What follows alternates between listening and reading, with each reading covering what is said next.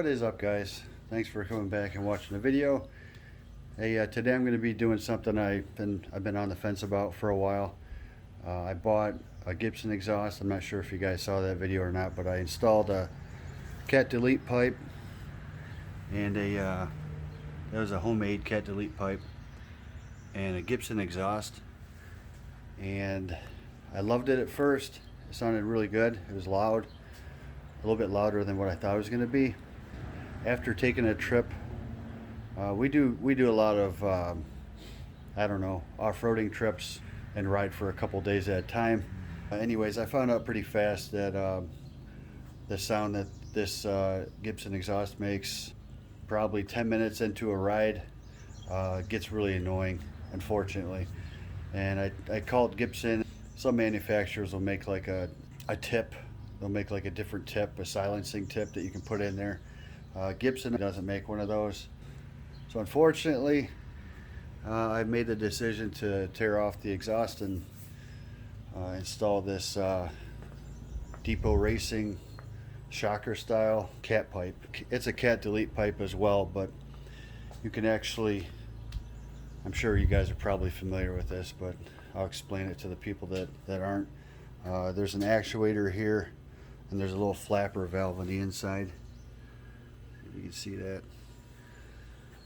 And this one is actually wireless, so it has a key or a remote that you put on your keychain, and you can decide whether or not you want to have it open or closed.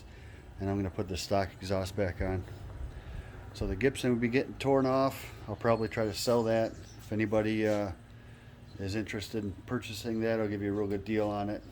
It's probably got about 300 miles or so on it. I'll clean it up and ship it off to somebody if they're interested, but as well as the cat delete pipe too. Like I said, that was homemade by my buddy over at his welding shop. There's a little bit of sand on it right now. I just got to clean that off. That's not rust. That's actually just like dirt or sand sitting on top of it. It's actually really in good condition still. But anyways, hopefully I'll be happy with this. I can't imagine I won't be. It's gonna sound stock, maybe a little bit louder in stock because it's gonna have the cat delete. It's not gonna have the all that mesh, so it's gonna flow pretty good even with the stock exhaust. And then whenever I want to make a little bit more noise, and according to the website, a little bit more horsepower, you just hit the button and actuate that flapper valve. It'll open and dump out the side here and make some more noise, and you know, have a little bit of fun with it. But first thing I gotta do, I guess, is start tearing this apart. I'm not looking forward to ripping the flange off the turbo again. That was a pain in the ass last time. It took me a long time, and I've put at least a few hundred miles on it since I've done that, so it's going to be basically welded on there again. But yeah, I'll go ahead and start tearing this off. I probably won't videotape all that. You guys have seen that a million times, so I'll probably just cut back when I have, or maybe when I start to install the shocker, I'll cut back. So anyways, this shocker too, real quick, Depot Racing makes this, and it's $200 less than the one that Evolution Power Sports makes. And if you ask me, in my opinion, I think these welds and just the style of it looks a lot smoother, a lot cleaner than the Evolution Power Sports one. If you look at that one, it's like real notchy and cut out, and there's like extra welds on it for some reason. These are like pre-bent, just real nice. So like I said, it was like $450 for this. I'll leave a link in the description of the video if you guys are interested in purchasing one of these. And anyways, let's go ahead and start tearing off the old exhaust, and then I'll pick up the video after that. Alright guys, I got everything torn off. Was it too hard? Luckily that collar that goes on the turbo wasn't welded on there like it was last time. Came off real easy. I just loosened the nut and it popped off. Here is the exhaust. I just have to take the tip off because that's going to go back in the stock exhaust. And there is the homemade cat delete pipe. If, like I said before, if anybody's interested in this stuff, just let me know. I'll give you a good price on them. This is not rust or anything. This is just a little bit of, you can see it's just dirt. This comes off. I'll clean all that up. Make it look like new. They have probably not even 300 miles on them, maybe 250. But I gotta pull the O2 sensor off, obviously. Okay, got the O2 sensor in. I use some high temp anti-seize lubricant. The only thing I don't like that I noticed is this is the exhaust, I don't know what they call it, gasket or whatever. It's actually like a metal gasket that was on the end of the other one, the stock one.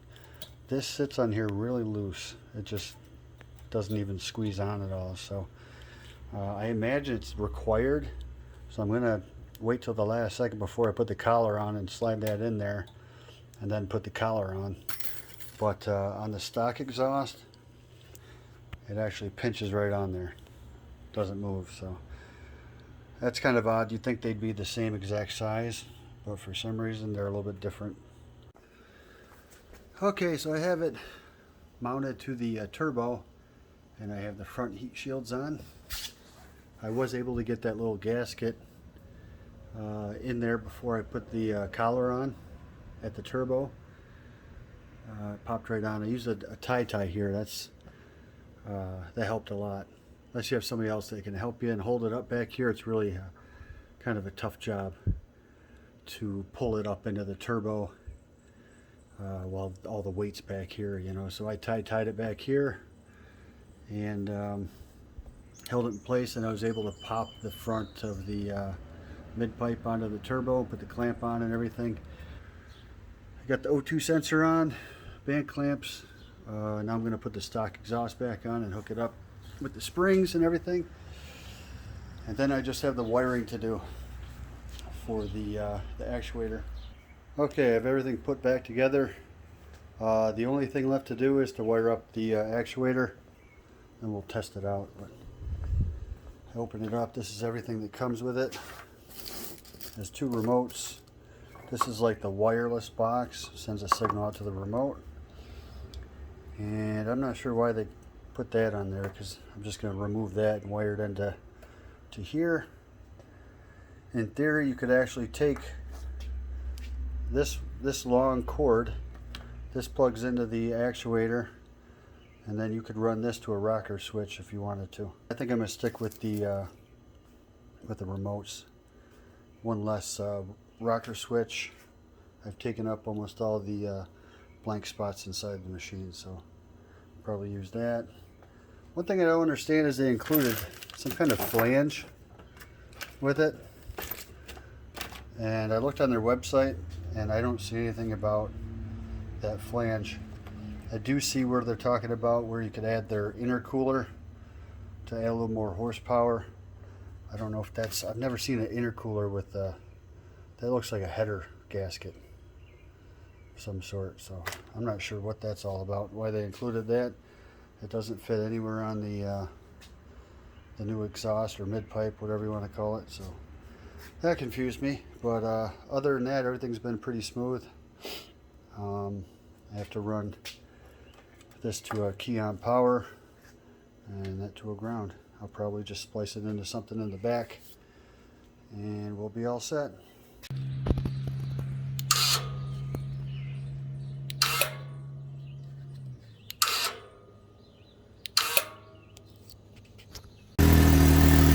Alright, not sure if you guys can hear me or not, but that's basically with just the stock exhaust. I have the actuator closed and this is with it open.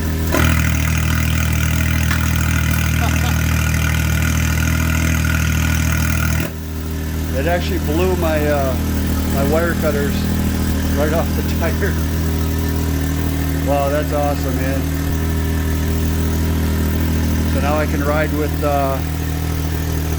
without getting a headache if I want, or if I want to really open it up, I can tap the button and oh wow.